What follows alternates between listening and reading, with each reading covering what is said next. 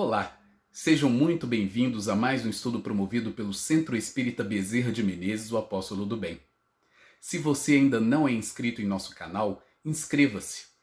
E não esqueça de clicar no sininho de notificações para poder receber um lembrete todas as vezes que um vídeo for lançado. Se puder também, compartilhe este vídeo e todos os demais vídeos com seus amigos e familiares que possam se beneficiar dos estudos que têm sido feitos pela casa. Muito obrigado e que Jesus abençoe a todos. Hoje a nossa companheira Maria Emília vai estar falando sobre a parábola do filho pródigo.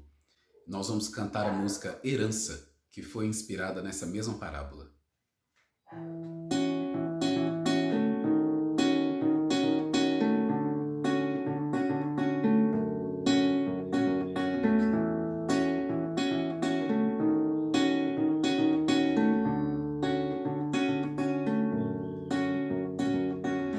Filhos do eterno amor, pó de estrelas em pleno fulgor, herdeiros da mente maior, depositários de um mundo melhor.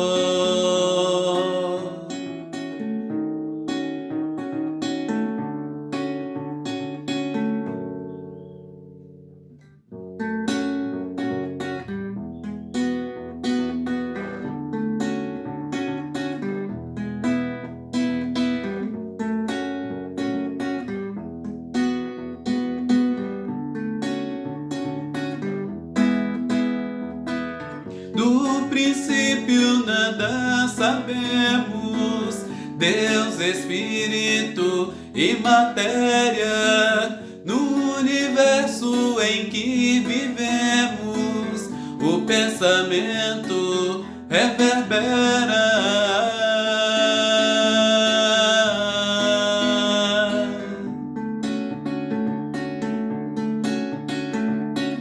A herança nos foi confiada no dia da criação. Nossa tarefa não será adiada, cada um com seu rincão. Pródigos, pródigos em nosso viver, através dos mundos aflorar. Mas o tempo nos faz aprender e a vida nos leva a amar.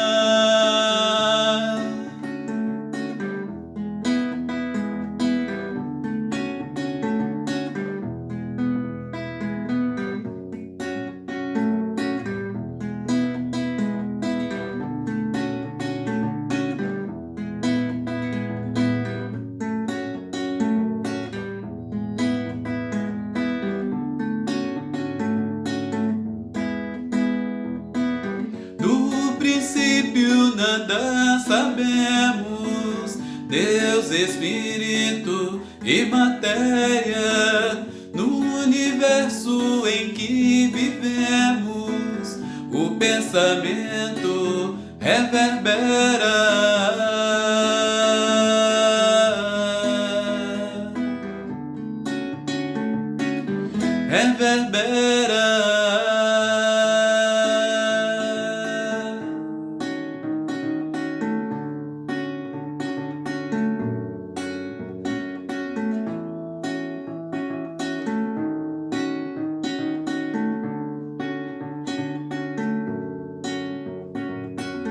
Retornaremos ao amor do Pai, fazendo jus à nossa herança.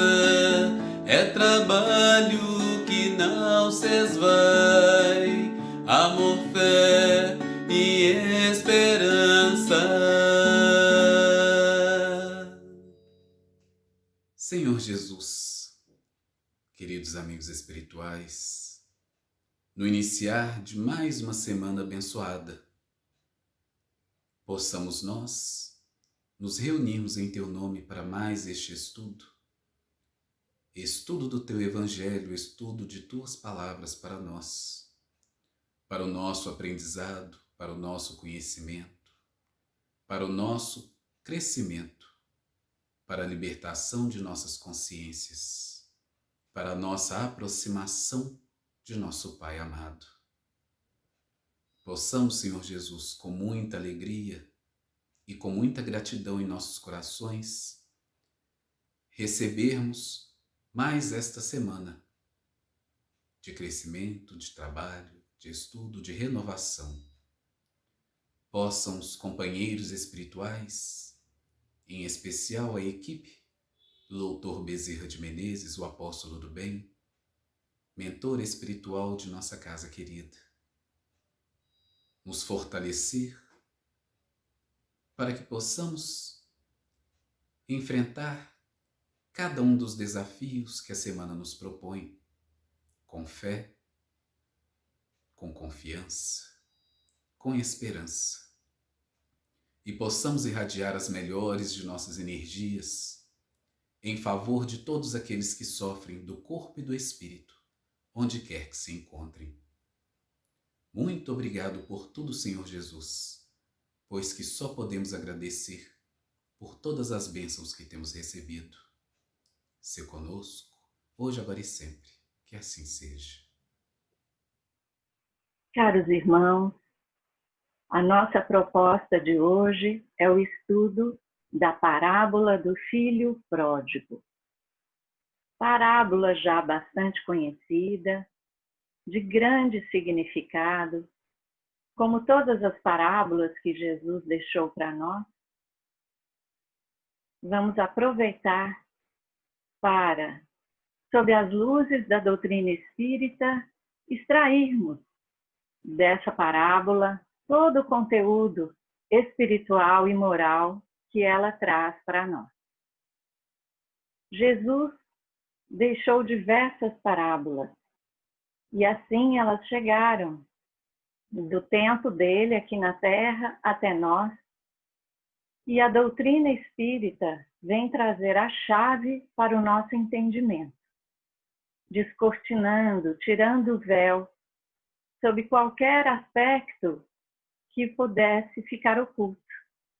Então a doutrina, ela amplia o significado, não porque acrescenta nada, mas porque desvela, revela para nós outros aspectos das parábolas de Jesus.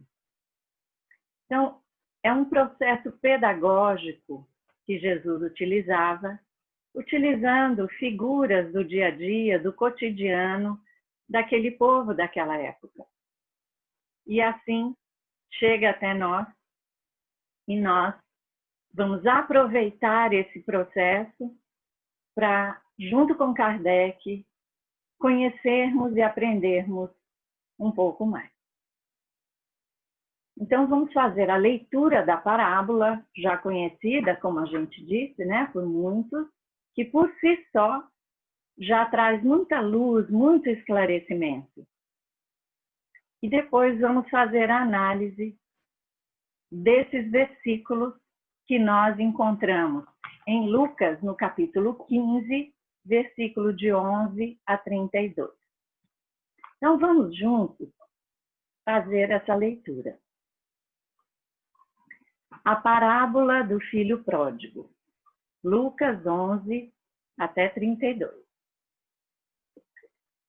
E disse: um certo homem tinha 2 filhos. E o mais moço deles disse ao pai: pai, dá-me a parte da fazenda que me pertence. E poucos dias depois, o filho mais novo, ajuntando tudo, partiu para uma terra longínqua e ali desperdiçou a sua fazenda, vivendo dissolutamente. E, havendo ele gastado tudo, houve naquela terra uma grande fome e começou a padecer necessidade.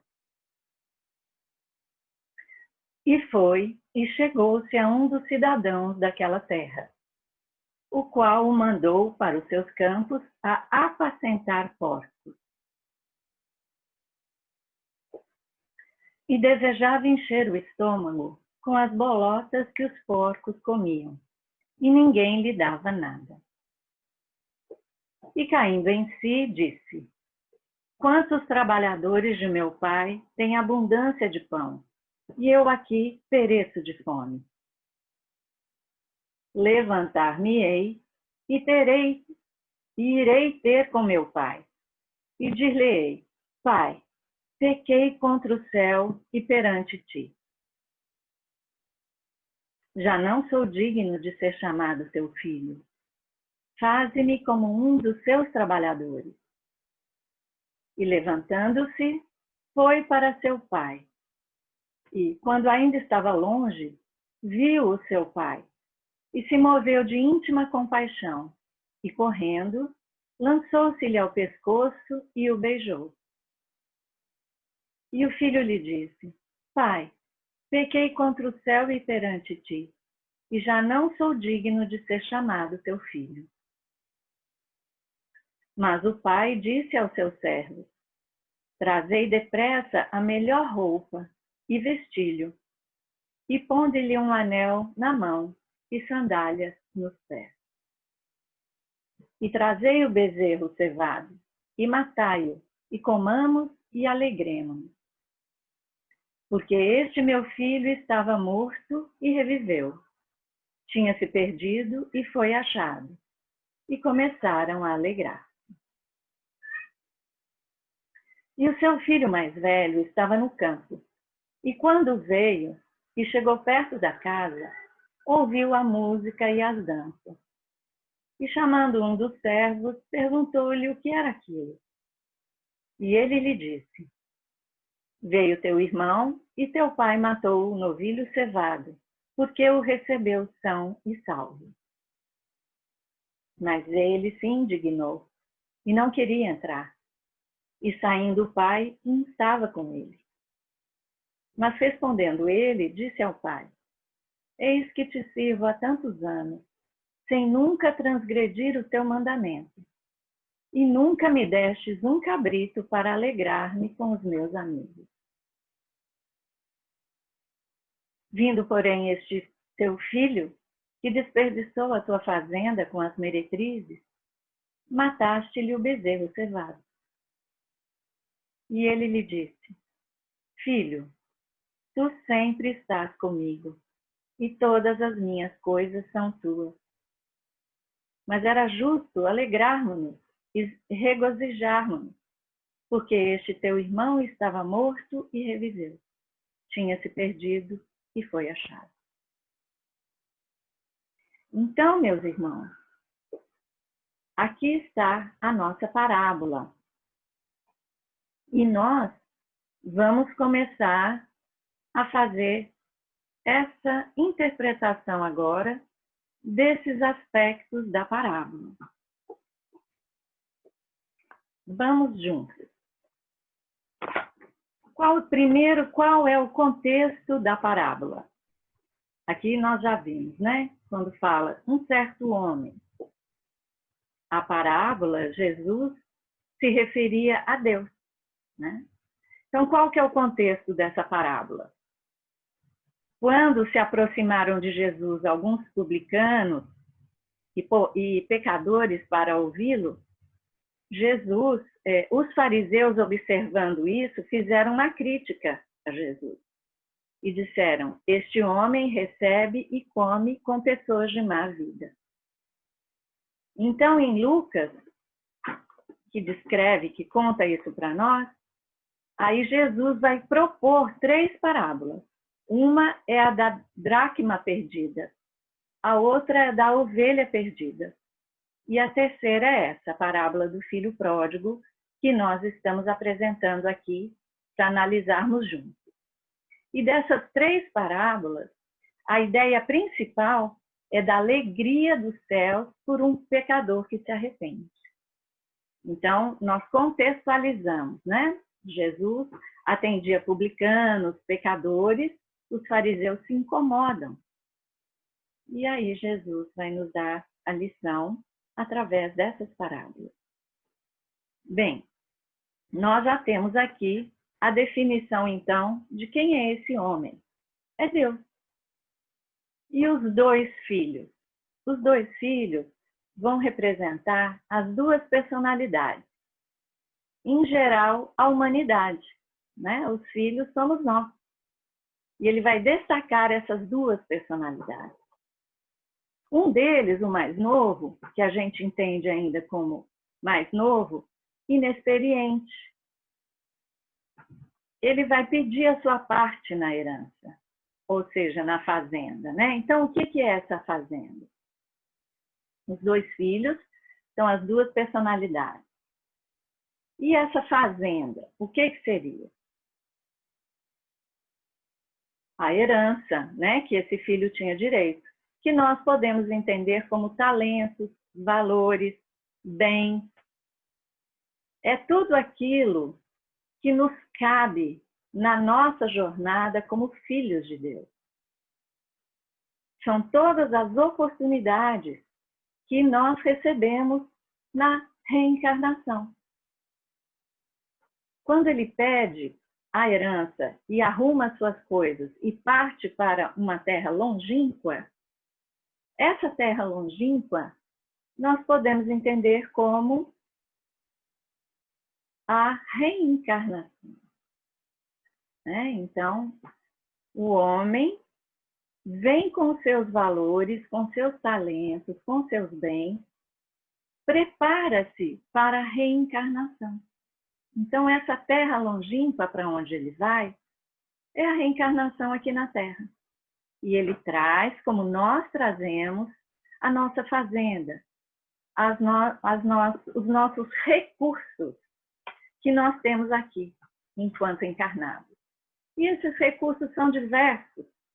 Nós podemos exemplificar, por exemplo, a mediunidade, quando aquele que se preparou no plano espiritual reencarna com a mediunidade para trabalho.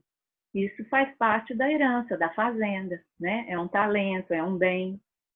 Outro bem precioso que temos enquanto reencarnados aqui na Terra é o tempo, O tempo da existência.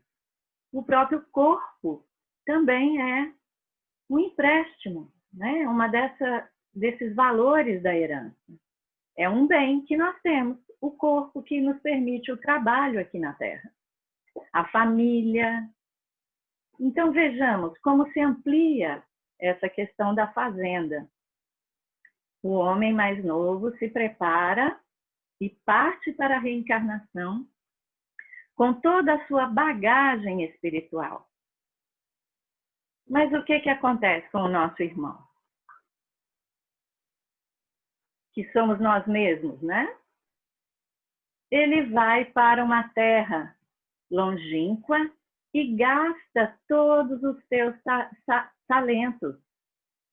Ele passa uma vida dissoluta, quer dizer, sem regras, ou fazendo aquilo que não estava planejado para ele, Ele usa o seu livre-arbítrio e vai perdendo os seus bens através do seu comportamento. Isso é muito importante para o entendimento da parábola, que o nosso irmão vai usar o seu livre-arbítrio. E ele perde os seus bens através de um comportamento desregrado, pervertido e devasso. E o que acontece então? Uma grande fome.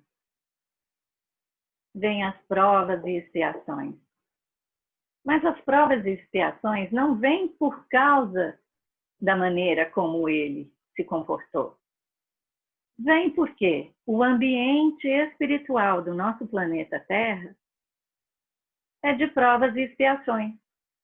Então, as dificuldades, elas são inerentes ao mundo de provas e expiações.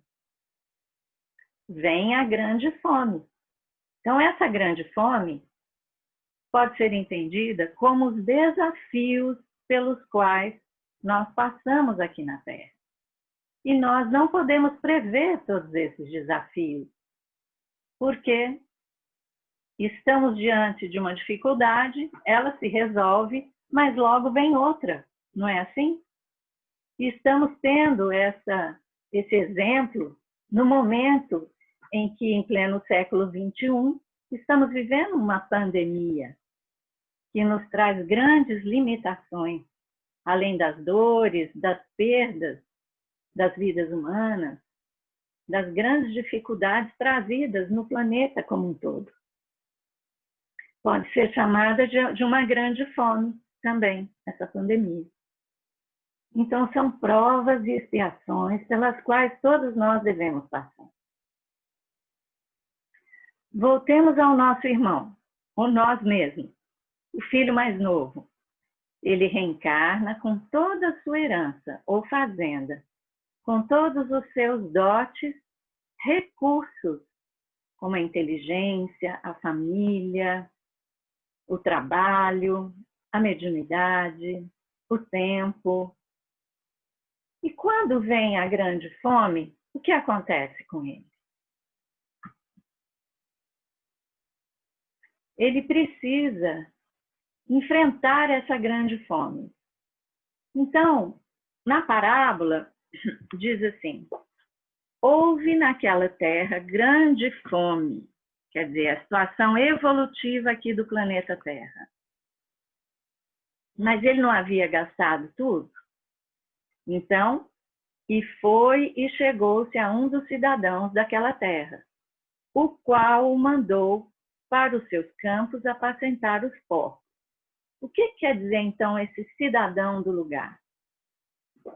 O nosso irmão, ele tem que se unir ou se sintonizar com o cidadão do lugar.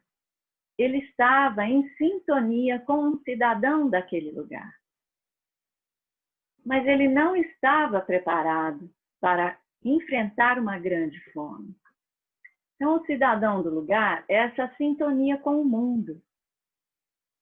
O filho mais novo vivia as sensações do mundo, a vida material, sem se preocupar com as questões espirituais. Ele estava em plena porta larga, aquela porta por onde passam muitos, aqueles distraídos dos valores espirituais. Então, ele faz sintonia com o cidadão do lugar. Dá para entender aqui que, apesar de toda a sua bagagem, ele vir com recursos para uma realização de uma reencarnação exitosa, o filho mais novo gasta tudo numa vida de devassidão. Então, ele estava em perfeita sintonia com as questões mundanas. Ele estava em plena multidão, como diz Jesus em outras passagens, não entre na aldeia, né? Ele diz para aquele cego que é curado, volte para a sua casa, mas não entre na aldeia. Né? Essa aldeia é o mundo, são essas coisas materiais, é essa vivência mais grosseira das sensações físicas, materiais. Né? Então, ele estava em sintonia com o mundo. Por isso, ele procura esse cidadão do lugar. Ele ainda pretende permanecer ali. E o que esse cidadão oferece para ele? Oferece trabalho. Mas o que resta para um homem totalmente sem recursos? Era apacentar os porcos.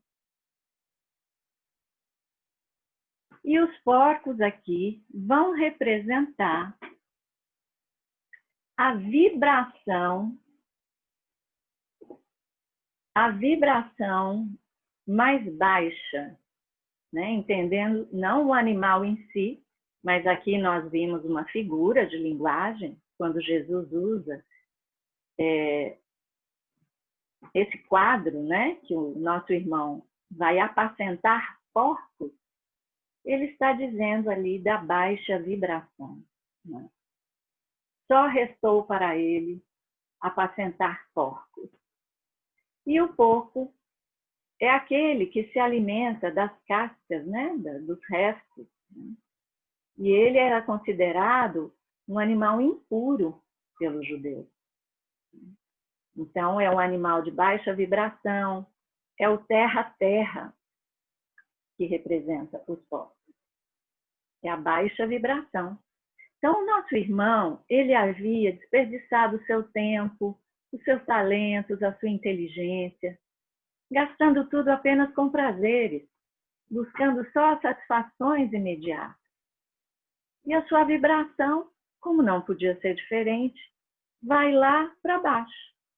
Então, olha que interessante, como Jesus é pedagógico, é didático. Um homem que desperdiça tudo aquilo que ele recebeu do Pai, aqui na Terra, no mundo de provas e expiações, o que vai lhe restar?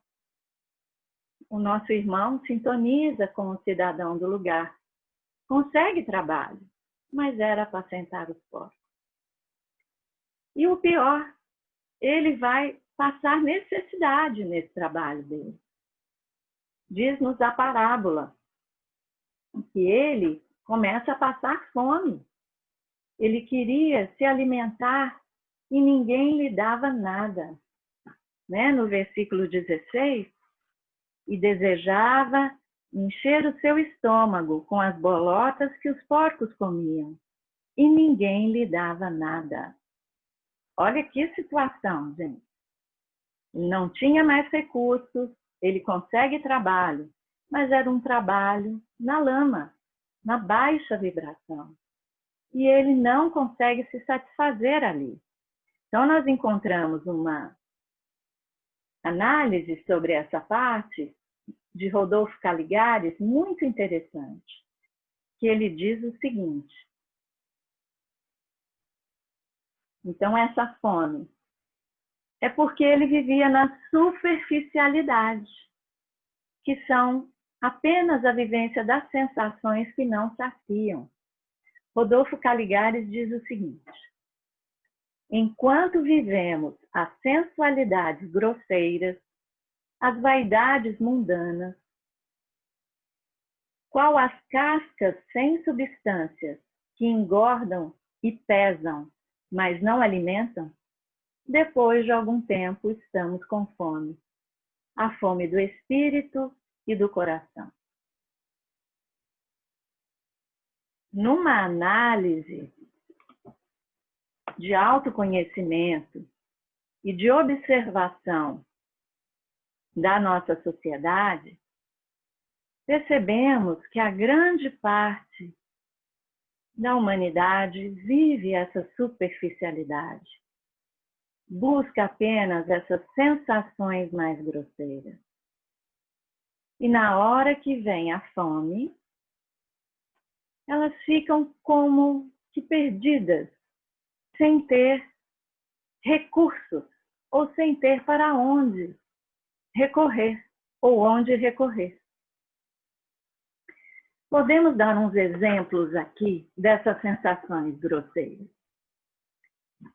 É a vivência da sexualidade desregrada, são os vícios de toda a ordem, de drogas, das bebidas, e a vivência da loucura, vamos dizer assim, do descompromisso com a família, com o próximo. Essas vivências, podemos dar aqui um exemplo também, sem críticas, mas apenas para nossa reflexão e análise, no Carnaval. São poucos dias no ano em que as criaturas se permitem a vivência de sensações grosseiras, da irresponsabilidade total, como se o mundo não tivesse o dia de amanhã. E o que acontece depois? A fome, porque essas sensações superficiais, elas não saciam. Então, as criaturas passam o resto do ano se preparando para um próximo carnaval. E quantos carnavais são promovidos durante o ano? Quantas buscas, e quantos encontros e quantas festas à procura desse esquecimento de si mesmo, das responsabilidades, dos deveres. Muitas vezes, a cada final de semana se vive um carnaval.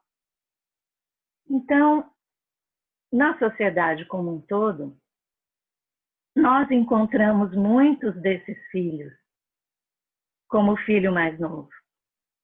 Tem tempo, tem recursos, tem família, mas gastam tudo na devassidão, na irresponsabilidade. Não buscam o sentido espiritual. Muitas vezes até zombam da religião, como se Deus não existisse, como se fossem imperadores de suas próprias vidas, na ilusão. Mas no momento da fome, quantos e quantos se perdem em depressões profundas, em conflitos íntimos de grandes dores, quando não escapam pela triste ocasião do suicídio. São as consequências da fome que se tem que enfrentar quando não se tem recursos. Então, enquanto nós procuramos, como diz Rodolfo Caligares, essas cascas que representam muito bem, né? A casca é o que está por fora, são as superficialidades. E eu me contento com as superficialidades das situações e das coisas que eu tenho, sem me aprofundar num autoconhecimento, na busca pelo burilamento íntimo, na nossa transformação moral. Enquanto estou na busca da sensação apenas, eu vou sentir fome, que a casca, ela engorda e pesa, mas ela não alimenta. Então, lembremos aqui Jesus, eu sou o pão da vida. E busquemos esse verdadeiro alimento, que é o alimento espiritual. Fugindo das sensações grosseiras, superficiais, que passam e deixam aquele vazio. E depois ouvimos que a depressão é o grande mal, foi o grande mal do século passado, né? E a previsão é que ainda teremos muitos casos de depressão. O aumento do suicídio é muito triste. Mas vejamos que Jesus já nos indicava. Quando vamos por uma terra longínqua e desperdiçamos os nossos recursos, nós estamos sujeitos à grande fome. Mas o Pai Celestial, na sua providência divina, no seu amor infinito por todos nós, nos deixa ainda o recurso do despertar, do acesso à nossa consciência e do arrependimento. E é isso que acontece com o nosso irmão. Vejamos aqui que o nosso irmão vai cair em si. No versículo 17, Jesus deixa claro, e caindo em si, quer dizer, depois daquela fome, ele percebeu, olha onde eu estou, junto aos porcos. E aí ele desperta e reflete. E caindo em si, disse, quantos trabalhadores de meu pai têm abundância de pão, e eu aqui pereço fome. Então ele começa a se lembrar dos trabalhadores do pai. Quem são esses trabalhadores do meu pai? São os simples e humildes. São aqueles que Jesus nos lembra, nos disse, nos ensinou nas bem-aventuranças. Bem-aventurados aqueles que são humildes, os pobres de espírito. Era isso que ele dizia, queria dizer com pobres de espírito. São os bem-aventurados, são felizes, porque são simples, porque são humildes. O nosso irmão se lembra disso. Nesse versículo fica claro. E caindo em si, ele se lembra dos trabalhadores do Pai que têm abundância, que estavam ali cumprindo seus deveres, junto ao Pai. E ele diz para si mesmo: levantar-me-ei. Essa parte da parábola é muito importante, gente. Por quê? Essa criatura cai em si e toma imediatamente uma decisão: levantar-me-ei. Veja só, é afirmativo. Ele vai se levantar. Ele não quer mais aquela situação. Levantar-me-ei e irei ter com meu Pai. Olha só. Então é a ação regeneradora. O que a doutrina espírita nos traz de uma forma muito lúcida, muito clara. Lúcida porque joga luz para nós. Nós podemos nos modificar. Não é uma sina, né? Então aquele ditado popular, pau que nasce torto morre torto, cai por terra. Nós podemos tomar uma outra direção, um outro rumo na nossa vida. Por mais que a gente chegue lá no fundo, na lama, com os porcos, nós podemos nos levantar. Vejamos aqui o exemplo do nosso irmão. Levantar-me-ei. Então, a reflexão o leva ao desejo de mudança, da ação regeneradora.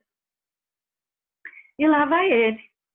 Levantar-me-ei e irei ter com meu Pai, e dir-lhe-ei: pequei contra o céu e perante ti.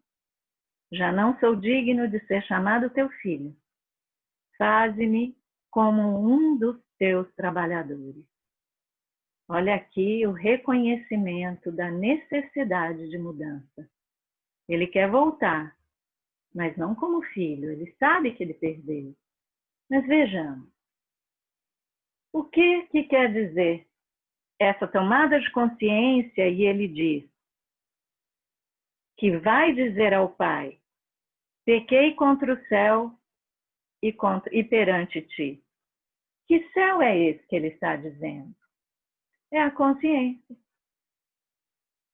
Ele reconhece, através da sua reflexão, quando ele acessa a sua consciência, que ele estava em pecado. Né? Esse pecado é estar em desacordo com aquilo que a consciência está indicando que deve ser feito. Porque o Pai, quando criou a cada um de nós, criou o nosso espírito para a jornada evolutiva, para o progresso, para a destinação da felicidade, ele colocou lá no fundo a consciência, já com as suas leis. Então, cada um de nós traz na sua intimidade a consciência orientadora, esclarecedora. Quanto mais a criatura se desenvolve e cresce moralmente, mais ela acessa a sua consciência. E é o que está acontecendo com o nosso irmão. Ele percebe que pecou contra a própria consciência. Então, o céu aqui representa a consciência. Aqui nós temos uma diferenciação, né? O servo e o filho, né? Porque ele diz: já não sou digno de ser chamado teu filho, faze-me como um dos teus servos, ou como um dos teus trabalhadores. Então há uma diferença. O filho, ele tem direito à herança. O servo recebe por jornada. Então entendemos que o filho aqui, ele está em total acordo com o pai. E o servo está ainda na caminhada, está fazendo por merecer. E ele se coloca, então, humildemente como servo. Recebe-me, Pai, de volta. Mas eu sei que não sou mais digno de ser teu filho. Recebe-me como servo. E pronto. Aí ele se levanta e vai. Aí é a ação. Levantando-se, foi para seu pai. Então ele caminha, ele sai do local onde ele está. Ele sai da acomodação. Ele age. É muito importante que nós tomemos conhecimento desse dessa ação do filho mais novo. Ele não ficou esperando em lamentação, ele não ficou deprimido ou triste, perdendo seu tempo que ele já tinha gastado em lamentações ao perceber a sua situação. Toma consciência e age. Ele vai ter com o pai. Levantando-se, ele primeiro reflete e entende a necessidade. Depois ele age. Levantando-se, foi para seu pai. Então ele volta, ele quer fazer o caminho novamente. Já pronto para dizer a seu pai que está arrependido e que quer começar de novo. Aqui nós já estamos no vestido, mas antes precisamos refletir aqui. Nesse versículo 19, ou melhor, versículo 20. Falando ainda sobre esse foi. O foi quer dizer movimento, é dinâmico, é uma caminhada. Ele se dispõe a trilhar o caminho de volta. Está arrependido e faminto. Vamos lembrar que ele estava passando fome. Mas é maravilhoso o que acontece nesse momento. O pai, nós na nossa mentalidade terrena, tacanha, ainda egoísta, pensa assim, nossa, o pai o recebeu com críticas, o repreendendo por ele ter gasto toda a fazenda. Não, não é isso que acontece. O pai, nosso Criador, é misericordioso e bom. Então o pai não o critica, o pai o recebe de braços abertos. Ele já esperava no caminho, então ele nem espera o filho chegar. Vejamos aqui. E quando ainda estava longe, viu-o seu pai e se moveu de íntima compaixão. E correndo, lançou-se-lhe ao pescoço e o beijou. Olha que coisa maravilhosa. É assim que nós somos recebidos e vistos por Deus. Com seu olhar amoroso, infinitamente bom, que nos criou para a felicidade. Ao perceber o retorno do filho, Deus vai recebê-lo no caminho. E se lança ao pescoço e o beija. Olha que imagem maravilhosa que Jesus faz para nós. É emocionante perceber. Não há uma palavra sequer de crítica para esse filho pródigo, que gastou todos os seus talentos, que viveu na devassidão. Para o pai isso não importa. O que importa é que ele retomou o seu caminho e quis se modificar. Então, o pai diz o seguinte, aí o filho diz ao pai, novamente, né, põe em prática o que ele queria. Pai, pequei contra o céu e perante ti, e já não sou digno de ser chamado teu filho.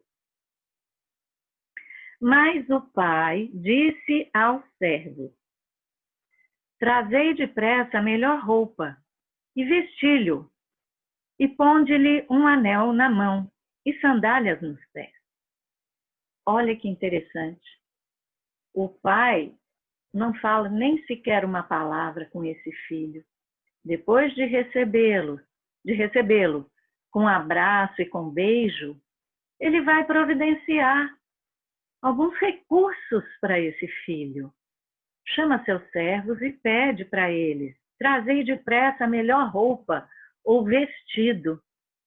Então vamos aqui na análise do que quer dizer esse vestido. Quando nós estamos numa situação de pobreza, de miséria, as nossas roupas não ficam gastas e rotas? Nós, de certa forma, quando na miséria, perdemos a nossa dignidade.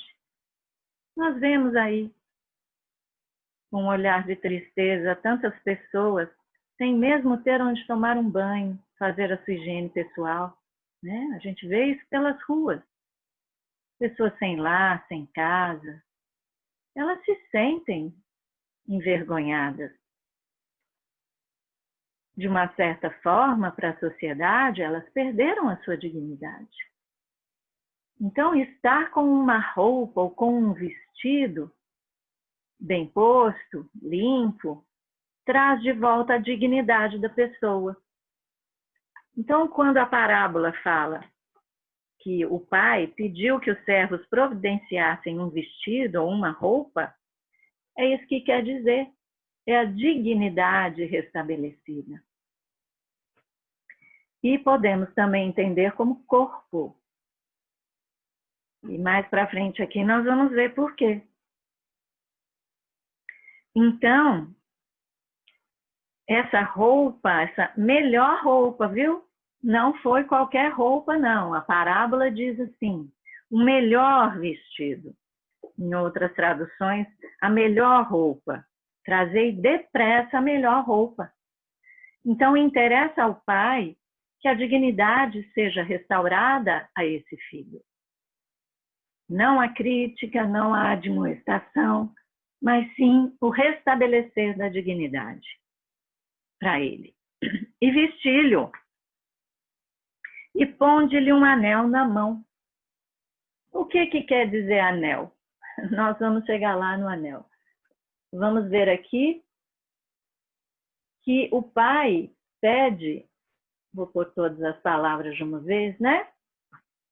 O anel, ele quer dizer compromisso, aliança, união. Não é assim no casamento? As alianças dos noivos representam um compromisso entre eles dois, uma aliança, um compartilhar da vida. Então, além do vestido, que era esse restaurar da dignidade, o pai pede aos servos que tragam, que coloquem no dedo dele um anel, né? E esse anel está ali selada, mais uma aliança entre o pai e o filho.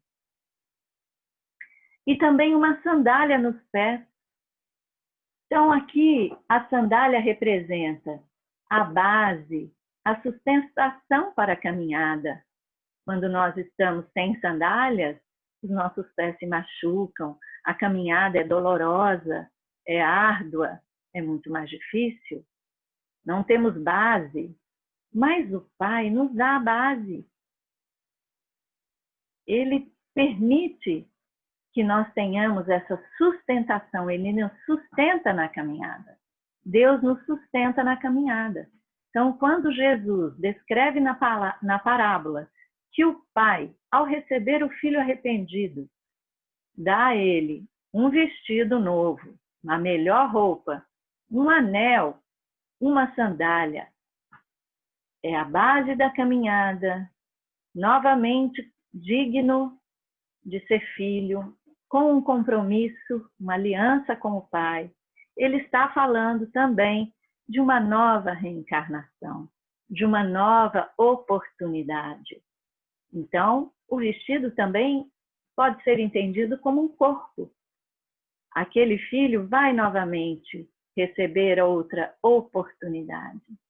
Ele volta para o pai arrependido e ele quer acertar. E o pai, na sua bondade, vai dar todos os recursos novamente para ele. Dignidade, corpo, uma aliança de compromisso e a base, através da representação aqui de sandálias, a sustentação na caminhada terrena. E, mais do que isso, o pai também manda preparar uma festa, né? E manda matar o bezerro cevado. O que entendemos pelo bezerro cevado? É usufruir da alegria, né? Daquilo que foi cultivado, cevado, né? Daquilo que foi preparado para uma festa. É momento de comemorar, é momento de usufruir daquele bezerro cevado, para comemorar a volta do filho pródigo. Então, o bezerro, ele está representando aqui a alegria, né? Esse júbilo pelo pecador que se arrependeu. E esse novo homem vai estar reintegrado junto ao Pai e terá novas oportunidades. Então é maravilhoso perceber que o Pai não nos julga, não nos castiga. Ele dá sempre novas oportunidades. E que mesmo aquele homem que se perde na devassidão vai ter novas oportunidades. Será recebido com todo amor, porque o Pai é misericórdia e bondade infinita. E vai poder, em nova reencarnação, trilhar o caminho evolutivo, mais consciente, mais amadurecido, sabendo aproveitar os recursos que lhe são dados. Então estejamos atentos, porque o nosso momento reencarnatório é cheio de recursos. Por mais estejamos numa situação de limitação, seja financeira, seja afetiva, nós temos recursos, seja o tempo, seja a audição para ouvir e ver uma palestra, como está acontecendo agora, é o pão de cada dia, é a conversa amiga, o trabalho, por mais humilde e simples que seja. Tantos são os nossos recursos e tanto podemos fazer pelo nosso próximo. Vamos aproveitar a nossa herança, a nossa fazenda, porque temos aquilo que merecemos, mas podemos fazer, multiplicar essas bênçãos e esses talentos. E se erramos até o momento, se desperdiçamos, vivendo sensações que passam e nos deixam um grande vazio, temos a oportunidade de levantar, mudar o nosso rumo e voltar em direção ao Pai, para novas posturas, para novas realizações, aqui mesmo nessa reencarnação. Porque aquele homem que se arrepende, ele se reintegra ao Pai, passa a ser um novo homem. Aquele que conhece Jesus e o seu Evangelho é nova criatura. A bondade infinita do Pai nos permite a ação regeneradora a qualquer momento. Então façamos agora. Mas nós temos que analisar também a outra parte da parábola. Nós não falamos que são duas personalidades?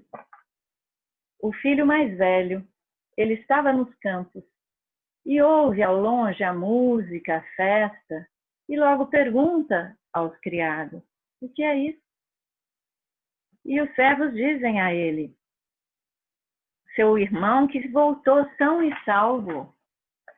Então ele se indigna, ele não gosta daquilo, ele se indigna e não quer entrar na festa. O pai instava com ele, ou seja, o pai o convida: venha, vamos celebrar. Mas ele não gosta daquela situação, ele se incomoda, o filho mais velho se incomoda com as ações do pai em relação ao filho mais novo. E ele responde e diz ao pai: eis que te sirvo há tantos anos, sem nunca transgredir teu mandamento, e nunca me deste um cabrito para alegrar-me com os meus amigos. Poxa vida, gente, esse filho mais velho vai demonstrar aqui o nosso lado da inveja, né? De não ficar feliz pela felicidade do próximo. É também uma característica de personalidade. É aquele que não fazia o mal, mas também não fazia o bem. Porque ele diz: estou há tantos anos te obedecendo, meu pai. E o Senhor nunca fez uma festa para mim. Mas isso não importava naquele momento.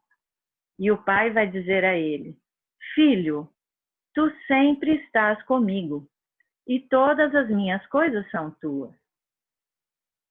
Era justo alegrarmos-nos e regozijarmos-nos, porque este teu irmão estava morto e reviveu. Tinha se perdido e foi achado. Muito bem, vamos ver. O que acontece? Esse irmão mais velho, ele não errava, como dizia ele, né? Ele não praticava o mal, mas ele se considerava superior. E também se prendia às práticas exteriores, quando ele diz, sem nunca transgredir teu mandamento. Ele julgava-se quites com a lei, agia como se esperasse algo em troca. Né? Ele estava ali esperando o reconhecimento do Pai. Ele não fazia mal a ninguém, mas também não fazia o bem. Apenas se resguardava sendo obediente. Vamos dizer assim, numa linguagem, que ele ficava em cima do muro, né? Não ia para a ação do bem, não fazia o mal, mas também se resguardava ali.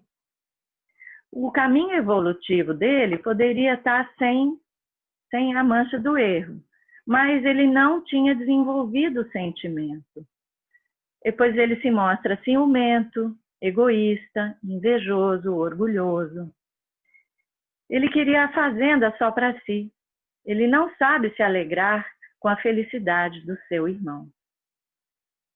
Outro jovem com a mesma personalidade é o jovem que seguia todos os mandamentos, mas se entristece por ter muitos bens e não querer se desfazer deles, que é citado por Jesus na passagem da salvação dos ricos. Então era a mesma coisa, sigo todos os mandamentos, mas na ação do bem não pratico nada também, né? Então, nesse ponto, o filho pródigo, ele estava numa outra situação. Ele havia se arrependido, tomado consciência. Então, nós temos aqui, olha, o filho mais moço, inexperiente. O filho mais velho era obediente. O filho mais moço foi pródigo, perdulário, gastou muito, né? Gastou tudo, foi leviano, boêmio, se desvirtua no sexo. Enquanto isso, o mais velho não extrapola o estabelecido, tinha práticas exteriores. O mais moço fazia mal a si mesmo. O mais velho não faz mal a ninguém. O mais moço tem remorso. O mais velho se cura do sentimento. O mais moço, arrependimento. O outro, inveja. Um se faz humilde, retomando o caminho de volta, pedindo para ser servo, reconhece o seu erro. Mas o outro é orgulhoso. Um está na ação regenerativa e o outro está estacionário na evolução. Então, essa comparação serve para nós, para um autoconhecimento. Percebemos, então, a grande oportunidade que temos de vivermos. E é a vida verdadeira, a vida em abundância que Jesus deixou para nós. O Pai vai dizer a ele, é importante que nós nos regozijarmos, porque esse filho estava morto e reviveu. O que é estar morto? É estar morto espiritualmente. É viver essas sensações ilusórias, é estar na ilusão do mundo, vivendo as coisas mundanas, negando a Deus, deixando de praticar o bem. Mesmo estando cumprindo leis, entre aspas, né? Se resguardando nas práticas exteriores, que tantas religiões aí colocam como regras, né? Como rituais, muitas vezes, dizendo que a salvação está aqui, está ali. As pessoas nessas práticas exteriores também podem estar mortas, como aquelas que também estão nas baixas vibrações. Então, estar morto é isso, é estar morto espiritualmente. Mas todos nós somos filhos únicos de Deus. Deus não faz distinção entre nós. Dá a mesma oportunidade para todos e nos ama igualmente. Mesmo o pecador que ainda não se arrependeu, terá o seu momento de crescer. Então, nos voltemos para Deus, aproveitemos esse momento do planeta Terra, em que há grande fome e sofrimento, para trilharmos um novo caminho. As sensações passageiras da materialidade, dos bens materiais, do sexo desvirtuado, tudo isso nos deixa com fome. Mas o Evangelho de Jesus, a sua palavra, é rica em alimento.